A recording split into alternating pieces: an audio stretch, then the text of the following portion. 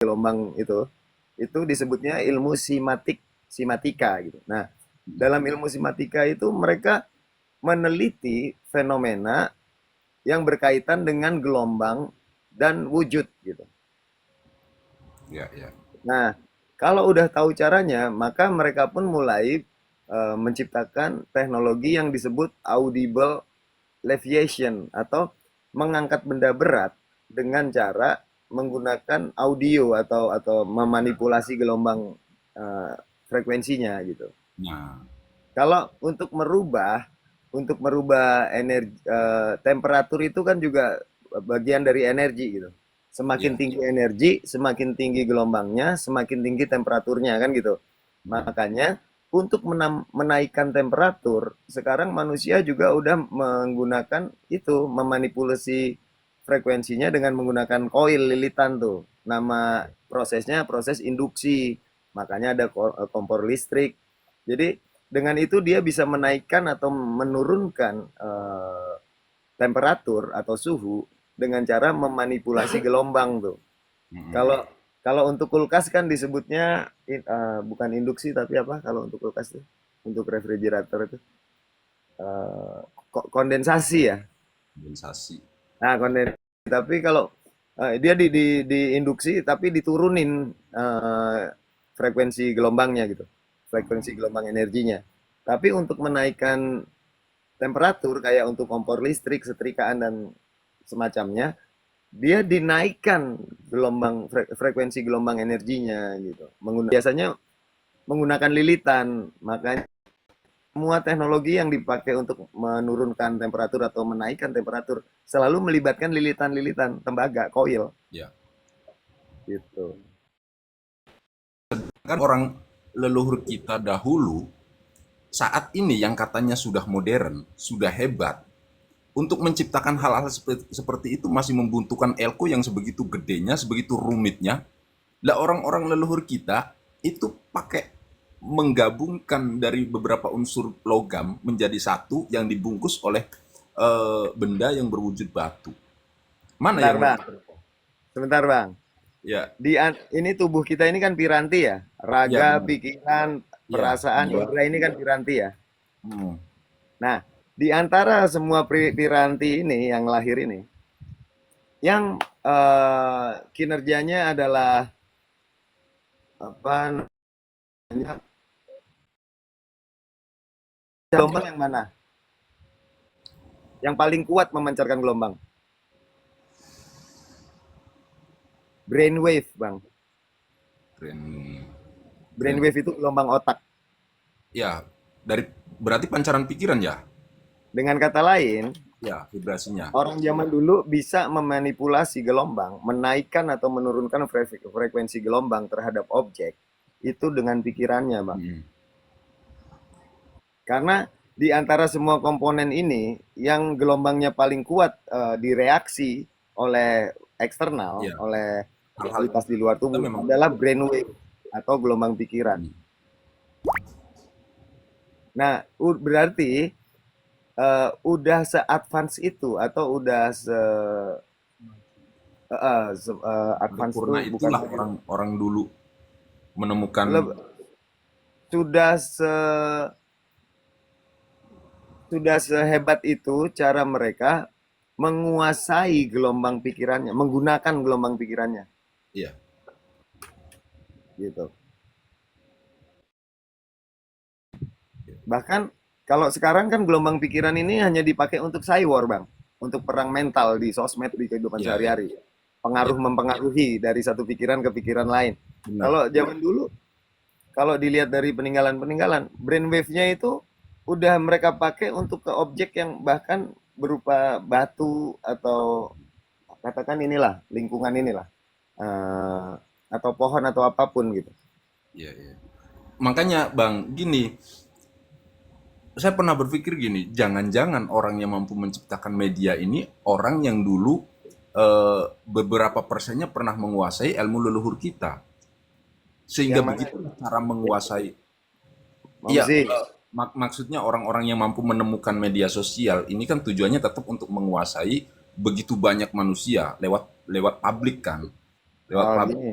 jangan-jangan dia sudah pernah menguasai berapa persennya ilmu leluhur kita. Oke. Karena saya sering bolak-balik berbicara tentang tentang peradaban atau keilmuan leluhur kita, justru malah dikatakan tahayul lah, hurafat kan. Padahal faktanya memang begitu gitu loh. Hmm, Jangan-jangan saya curiga, jangan-jangan memang peradaban dunia pertama itu adanya di sini. oke. Jadi gini Bang, teknologi yang sangat maju pada waktu itu di zaman leluhur kita, teknologinya itu organik Bang. Benar, benar. Eh, Gelombang yang dia pakai untuk memancarkan, untuk mengirim data kah, atau untuk mengubah frekuensi gelombang pada objek lain kah, itu kan gelombang pikirannya tuh. Mm-mm. Jika dia menciptakan teknologi dalam bentuk karya, ya, misalnya teknologi itu dalam bentuk candi misalnya. Candi itu kan teknologi. Betul. Karena dari mana saya tahu candi itu teknologi? Amati semua pondasi dari candi-candi yang ada di Nusantara maupun di tempat lain gitu. Ya. Semua candi yang ada, pondasinya pasti membentuk geometri yang disebut yantra. Mm-mm. Dan dalam bahasa ya Sanskerta, yantra itu kalau diterjemahkan ke bahasa Inggris, artinya device atau mesin atau perangkat gitu. Mm-mm. Nah, karena teknologinya organik, ya, menggunakan unsur-unsur alam, pakai batu, pakai Ya. logam, pakai kayu dan seterusnya, maka jika itu menjadi apa ditinggalkan, teknologi itu kemudian ditinggalkan karena generasi yang selanjutnya tidak meneruskan cara cara pemakaiannya, teknologi itu tidak menjadi sampah, justru menjadi wonder, Ya. jadi keajaiban gitu. Bahkan Menjadi ketika gempa sendiri kan tidak hancur karena dia bisa membalikkan apa gelombang yang dihasilkan lewat gempa yang menuju ke satu titik itu. nah, sedangkan pengetahuan itu sastra-sastranya kan pernah dicuri sama orang-orang yang datang ke sini nih. Ya, Kalau yang dari Timur Tengah kebanyakan mereka menghancurkan, membakar gitu. Tapi kalau yang dari Eropa kan mereka ambil dan mereka pelajari. ya, benar-benar. Kemudian waktu mereka pelajari, karena mereka itu eksoterik, eksoterik itu cara mekanisme berpikirnya bekerja saat berusaha memahami sesuatu cenderung ke arah luar diri. Mm-mm. Sedangkan kalau di kita bukan eksoterik tapi isoterik. Untuk memahami segala sesuatu, mindsetnya itu Masuk. memfokuskan ke dalam dulu, ke dalam diri dulu gitu. Makanya Nah, ada istilah move in kan kalau orang leluhur kita mah bukan move ya, on. Kalau orang luar kan move on. Kalau ya, ada masalah move on lo katanya. Kalau orang leluhur kita kan enggak, tapi move in. ya Mencari itu, kedamaian kan. itu salah satu contohnya. Nah, poinnya adalah kalau orang eksoterik yang cenderung keluar, maka teknologinya mereka akan menciptakan perangkat-perangkat sintetik nih, kayak handphone ini, komputer dan segala macam. Suatu saat ketika teknologi ini ditinggalkan karena dia sintetik, tidak organik, maka ini akan menjadi sampah nih. Betul. Sedangkan teknologi leluhur kita kan jadi artefak, jadi wonder, bukan jadi sampah. Mm-mm. Dan masih bisa kita gali sampai sekarang apa petunjuknya gitu. Jadi setelah saya ngerti yang kayak gitu-gitu, setiap kali saya ngelihat peninggalan leluhur, yang pertama kali muncul di otak saya adalah dengan peninggalan ini apa sebenarnya yang mereka berusaha sampaikan ke saya, petunjuk Ya, apa? sama Bang. Pertanyaan itu selalu muncul ketika saya datang ke Ambarawa. Kan di atas Ambarawa kan ada beberapa titik candiku. Di atas gunungnya itu di Semarang itu.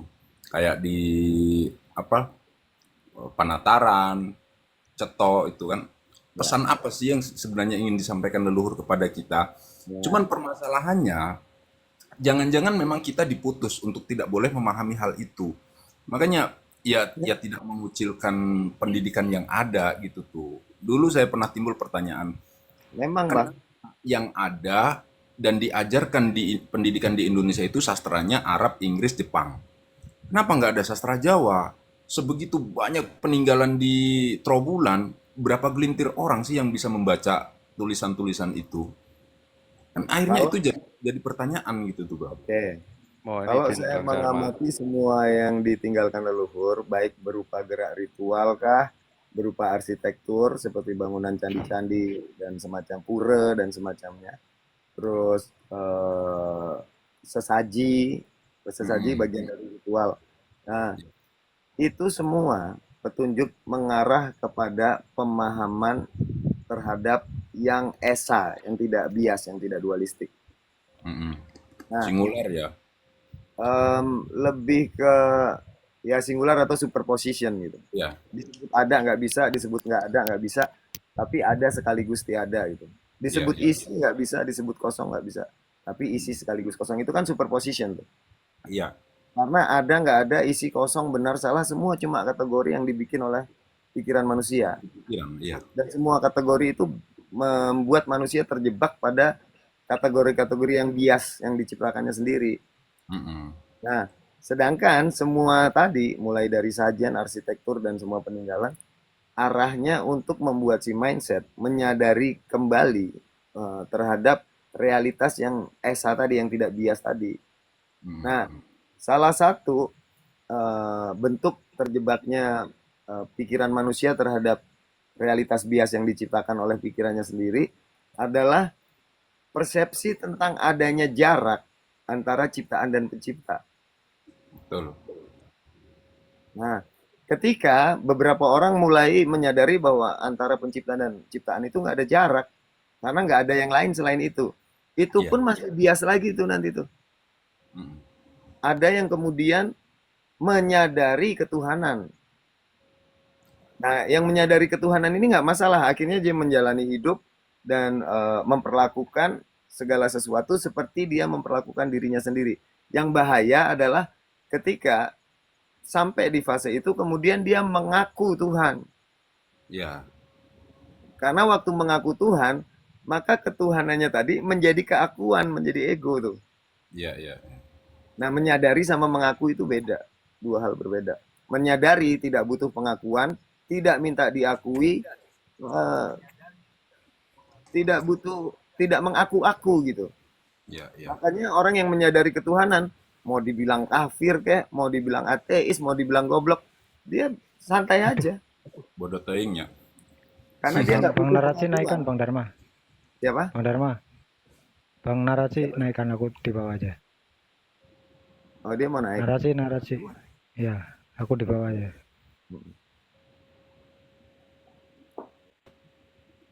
Kalau masih butuh pengakuan, minta diakui, butuh disembah-sembah,